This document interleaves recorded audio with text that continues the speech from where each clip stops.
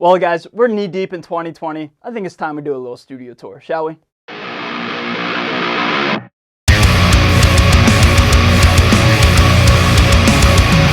Alright, everybody, so I'm at the top of my steps at the entryway of my little studio here, my little room here.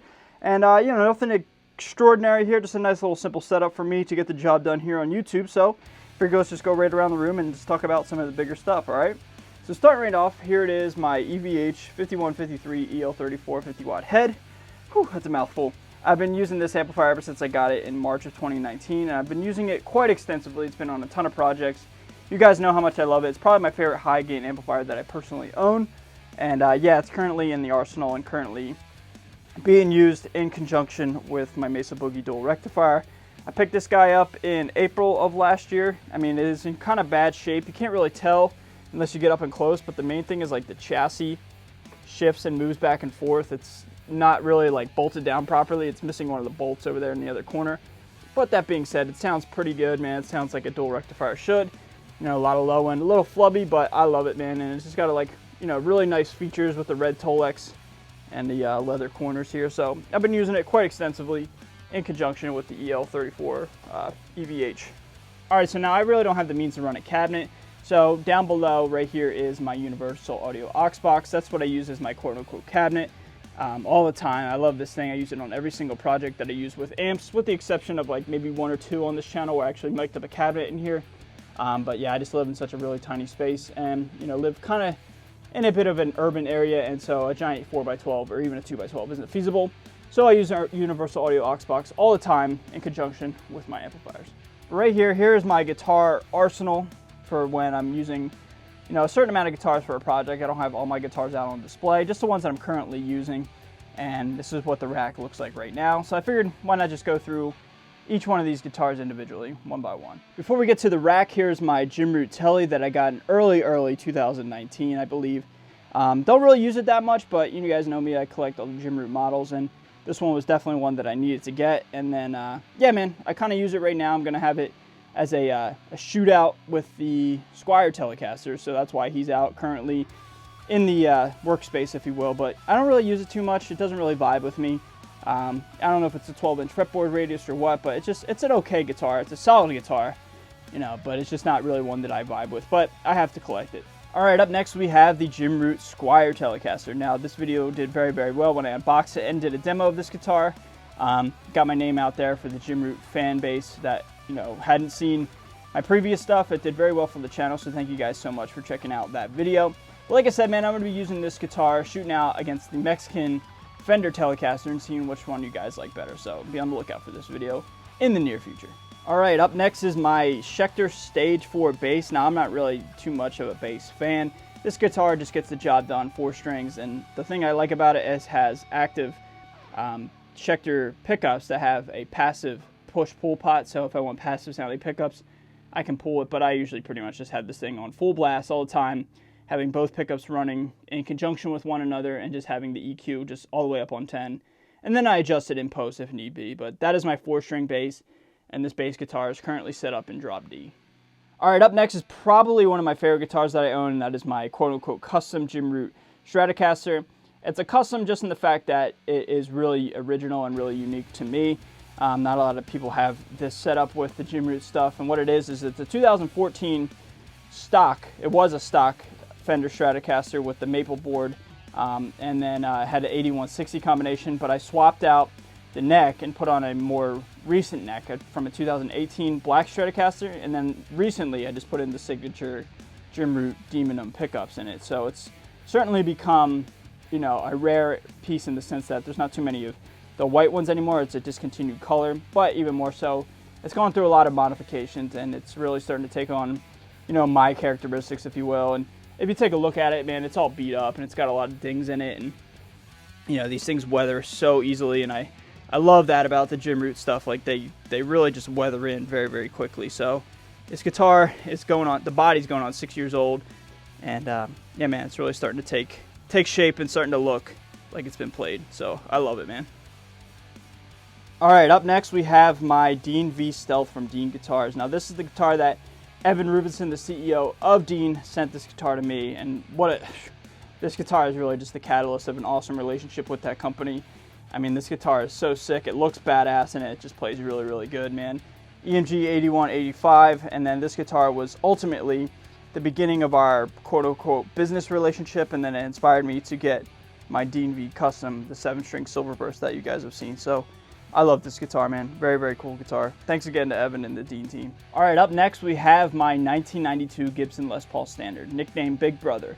This guitar has been on this channel for quite some time. You 300 OG subscribers have seen this guitar quite extensively. It's been on a lot of projects, been used quite a lot. And yeah, man, this guitar is very, very sentimental to me.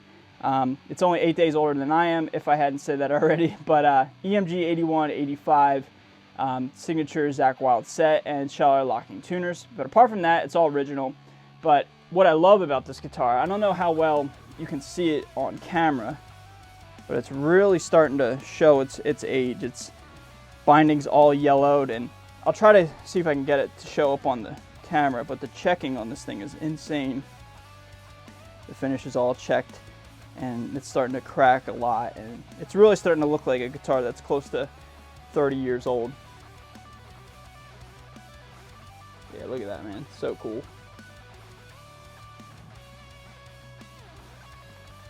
Yeah, man. No headstock break or any of that nonsense that Gibson is kind of known for. Yeah, let's see if I can show you that checking on the edge there. I don't know how well you guys can see that. But yeah, man, I just love this guitar so much. Like I said, it's got a lot of sentimental value to me. You guys know how much I love old school Les Pauls and old school Gibson stuff from my childhood. And so this guitar is very, very cool, man. I love it. All right, up next is my other Jim Root Stratocaster. And this guitar was used extensively all throughout 2018 and early 2019. And as you can see, it has a neck different from the stock black ones come with. And this is the neck that was on the white one. You know, obviously I just switched them out. But this guitar, man, I use so much. And up until very recently, I used to play it all the time. Now it's kind of just taking a back seat, and it'll get used again very soon. You know, I just kind of go through all the guitars and kind of have different flavors throughout the year and different projects that I want to use it on. But this guitar really looks like close to like a 30-year-old guitar, man. It looks so cool. And I've only had it for about 2 years, give or take, but I mean, it has been played to death. And I love how beat up it is and how, you know, worn in it looks. It just looks so cool, man. I've often thought about swapping the necks back and having this guitar back to the ebony board and then having the maple board on the other Strat. I'm not too sure yet. I kind of just, you know, might do it as a spur of the moment thing, and then obviously I put the Poontang Boomerang sticker on it because Steel Panther is the best metal band from the early 80s, and it's awesome to see that they're still doing it, you know, for over 40 years. But anyway, yeah, I love the Strat, man. It's probably one of top 5 favorite guitars I own, and it was actually my first Jim Root Strat that I purchased. Actually, my first Jim Root model, period. So this was actually the beginning of my love for Jim Root stuff. The most sentimental guitar that I own right here, my dad's 2001 Gibson Les Paul Studio, and is currently going through some modification and some upgrades. As of filming this video yesterday, I just swapped out the pickups for the EMG 8185 signature Zach Wild set, and that certainly broke the internet, broke my Instagram. I had a lot of heated debates on me doing that, and then it just made me want to do it even more, man, because I love EMGs and I love Zach Wild. And when I was a kid, man, when I first got this guitar about 10 years ago, 8 or 10 years ago, give or take, I always wanted to swap out the pickups and get some EMGs. As of yesterday, I pulled the trigger and I did it, and this guitar is actually going to get a new bridge because this bridge is heavily corroded and just worn out. And then I'm going to put some hip shot locking tuners on it, really fix it up. And the goal was to try to make this become a workhorse again and use it on a ton of projects because it deserves to be played, man. I mean, look at this thing. Absolutely gorgeous guitar. And yeah, the most sentimental piece of gear that I own right here. My 2001 Gibson Les Paul Studio. And lastly, my 5-string bass, my Ibanez bass. Now again, I don't know anything about bass guitars or Ibanez for that matter. I just picked this thing up stupid cheap at my local guitar center. I needed it for drop A and drop B tuning. And yeah, this guitar has the Bartolini pickups in it right here. And yeah, it's about all I know. Solid little guitar. I mean, nothing expensive, nothing, you know, marvelous, but just gets the job done. And it allows me to bang on the low B and or low A string. So that's my 5-string bass that I use in the lower tunings. All right, and from the guitars, we move to a couple pictures right here. This is actually the real death moth from Silence of the Lambs. Now, it's not the literal one from the movie or anything like that, but it is a real moth right here. And I got that from my fiance for a Christmas present about a year ago. But she said it would look cooler up here, so I don't know if she likes it or not. But anyway, this is where it lives. Below that, I've got a signed Johnny Rotten, aka John Lydon, Sex Pistols pictures from my dad. It's kind of hard to see here with poor lighting. Let's see if I can pick it up with better lighting. It's kind of hard to see. It's signed in blue right here. I don't know how well you guys can see that, but it's there. I love the Sex Pistols, man. One of my favorite bands of all time. And then below that is Janet Leigh from Psycho. This was signed to my father, to Ray. Janet Leigh, this is the woman from the famous, iconic shower scene in Psycho. So those are some of the pictures that I wanted to keep here in the studio. And yeah, man, looks cool. All right, now this is my pedal shelf. This is where the majority of my pedals that I own live. And just in no particular order, man, just knock them all out. The Sunless Effects Damage Control, the Fortin Blade, the Keeley Caverns Reverb and Delay, which I've yet to get a video out for, but I'll do in the very near future. Fortin 33, Diesel VH4 Distortion, Electro Harmonics Big Muff Nano, Precision Drive by Horizon Devices, probably my favorite overdrive at the moment. It's between this one and the Balaguer Fission Drive.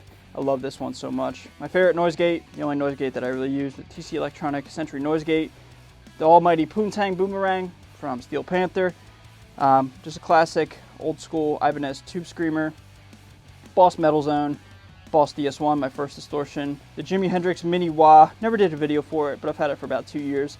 That's the Wah I use all the time. I might get a video out for it someday if I'm hurting for some content. The High Wind Amplification Direwolf, I love this pedal. And then a video coming out very, very soon is the little mini Hendrix Univibe.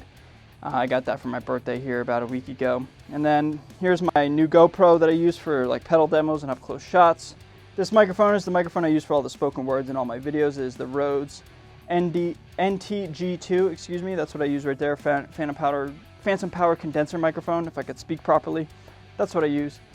Here is my Mesa Boogie Mark 525. I have a love-hate relationship with this amplifier. It's not the best high gain sound, but the cleans are very, very good. And so I keep it for that. And you know, at the end of the day, I love this amplifier. And I've always wanted one when I was a kid. Thought about getting rid of this one because I already got rid of my first one that I ever got. But it's here for now. I don't know how long it's going to last. But yeah, it's hanging tough, man. It's not my favorite amplifier. It was at one point early on, but I've certainly fallen in love with other amplifiers. But like I said, it's here for now. This is a Marshall cab that I picked up for cheap, used at the local Guitar Center. It's more or less a prop right now until Luna Muerta plays some live shows. This will probably be my live cab, just because it's so much lighter than the oversized cab that's over on the other side of the room. So yeah, I just got that right now. Like I said, more or less as a prop and studio furniture. KRK Rocket 5s, those are my monitors that I use. Here in my desk, I have MacBook Pro, which is then going, which is powering everything. My Focusrite Eclair Pre and my XFX 2 XL. I don't really use XFX anymore. I did about 2 years ago. That's what I use for all my tones. But ever since I've really dived into the plug-in side of things, and even more so real analog amplifiers, the XFX really doesn't get hardly any use at all. But you know, it's there just in case I need to dial up something quick. These are my DI boxes from Radial, passive DI box for active pickups, active DI box for passive pickups, pretty standard. This is my warm-up tool. It's like a gyrosphere. When you spin it, it like spins and creates centripetal force, and then warms up my wrists. I use this a lot. It helps out with my elbow and you know all my ailments basically. This is something that I wanted to show you guys that I can't recommend enough. The Steve Vai's guitar workout, the 10-hour and 30-hour workout. A lot of great stuff here to improve your dexterity, improve your alternate picking and alternate just chord construction, and just overall just your theory knowledge too. So I can't recommend that, guys, enough. It's stupid cheap on Amazon for like 10 bucks maybe, so pick it up, check it out. Next, this is my video editing computer, another MacBook Pro. I picked this up when I was working with STL Tones because I needed it to edit and create content with them, but I'm no longer with the company. I've since left. Nothing but great things to say about STL Tones. I love their products, and you know, I love the people, but you know, business is business, and I'm no longer working with them. So now this is just solely my video editing computer that I use, Final Cut Pro for. Yeah, so that's what I use to edit all my videos. And then lastly, last little bit of the room right here. Here's the signature Dark Terror from Jim Root, the discontinued model. Here's an orange Rock Reverb 50 Mark II. And then this cabinet that you guys have seen, again, you OG 150 to 300 subscribers saw in late 2017 when I picked this up down in Alabama, just outside of Fort Benning, Georgia. Phoenix City, I think, is where I picked it up at. That's the name of the town. But yeah, man, this thing's stupid heavy, and I love it. It sounds really good. It's probably my favorite cabinet that I've ever used. But that being said, it's not very fun to carry around, man. So I try not to bring it out unless I absolutely need it. And then my last three pieces of gear. This is my travel MacBook Pro. This is the first computer that I used starting this channel 3 years ago. It doesn't get used too much anymore because it doesn't really work all that well. It's hard to believe that 3 years is considered outdated, but it is outdated. But again, this is kind of cool as like a token of the channel and just like as a memory piece. This is the first thing that I ever used for both video editing and recording. I did like my bleed video on this. I did the Jim Root gear demo on this computer actually, just because it's portable, it's lightweight, and it's easy to travel with. But yeah, I love this little guy, and it's certainly helped out this channel a long way. And then the last two pieces of gear right here, this one's really cool, I'll save it for last. This is a 50-watt version of the 606 head from EVH Amps, the 5153. Bought it dirt cheap at my local Guitar Center. It was in the used department, and it's probably my favorite overall high gain amplifier, if that makes any sense. Whereas the EL34 one, I love the red channel, but this one has a really good blue channel. So it's like hit or miss. I don't know, kind of like pick your poison, so to speak. But yeah, this amplifier is sick.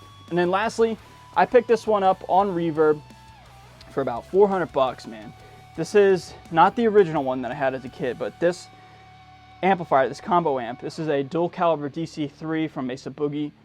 This is the amplifier that I used at my dad's house when he was playing. He was a solid player, and he always loved Mesa Boogie because he loved like Tony Rambola from Godsmack.